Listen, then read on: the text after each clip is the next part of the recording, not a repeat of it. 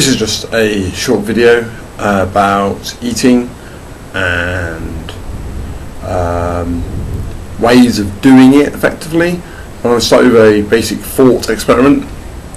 So some of you will have met and know my wife, and you'll know she's got a reputation for cooking delicious food, and I just want you to put yourself into this position where you're aware that you're coming to my house of an evening to eat a meal, and you know there's going to be a lot of food and it's going to be very nice, and you're going to want to make the most of it. You're going to have to eat as much as you possibly can there, and think for a few seconds about what you would do to make sure you can maximise this situation.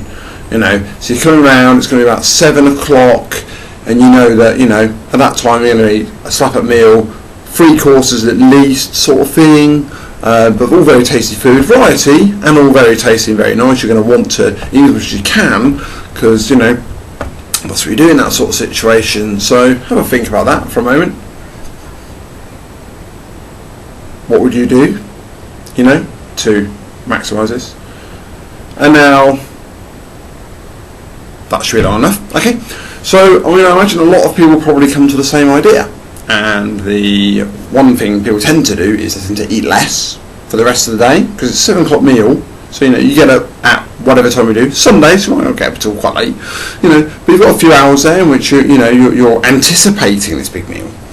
And one that frustrates you, and if you're a big eater, and I'm a big eater, and if you're a big eater, you'll probably know that the worst way you can actually do for this is to eat nothing. Because if you eat nothing at all, then when you actually eat a load later, you get full really quick, actually. Bizarrely, you're better off eating smaller amounts of food, but still eating food. Okay, so basically, what we've got is eat less. Not nothing, but less. A bit less. So, each meal might be a bit smaller. You might have only 2 sausages in your sausage sandwich instead of 3 sausages or something like that. You might not drink fizzy drink. Some people find that if they drink fizzy drink it bloats them and then they can't eat as much later on. I don't know about that one myself, but eating less seems to be a common trick. The second thing you might do is you might do a bit of exercise. You might go for a walk, you might go down to the gym, put yourself at a stage where you're really hungry and you're wanting to eat more food than normal because it's going to be tasty. Okay. And the second concept I want to bring you up to is the concept of pudding stomach. And this is the situation where you eat till you're full, you're no longer hungry, you couldn't eat anymore if you wanted to, and then pudding rocks up, and you're like,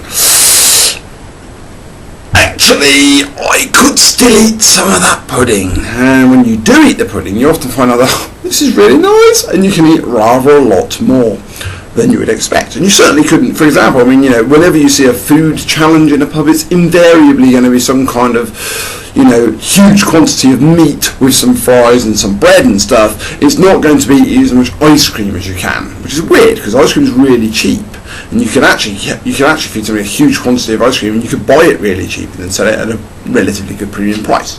But there's a good reason for it. So basically, what we're saying then is, if you wanted to eat a massive amount of food later on in the day, you would do exactly what we tell people to do when they want to lose weight on a diet, is they should eat less and they should do more exercise. And anybody who's ever exercised for a long period of time especially will find that their hunger is ramped up because their body wants to get more nutrients in to replace those they've lost. So our number one diet goal for the last 30 plus years has been eat less and do more exercise. And what you would do if you were building yourself up for a big feast is you would eat less and you would do more exercise, and then we wonder why these two things don't work. Seriously.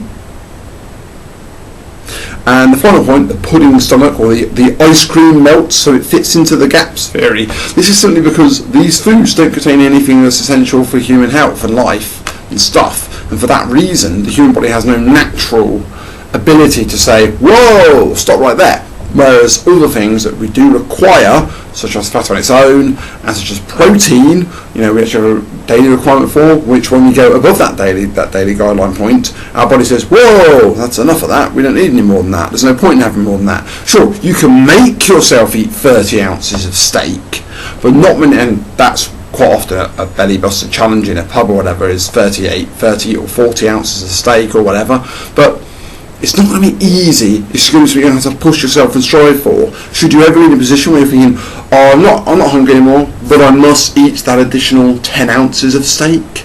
Is that a clever idea? Probably not. Just a ruminating a thought there. If your idea of losing weight is to eat less and do more, then what you're saying is it's the same plan as what you would do for if you were trying to eat a lot more on a later meal. Maybe these two concepts aren't the best. Maybe.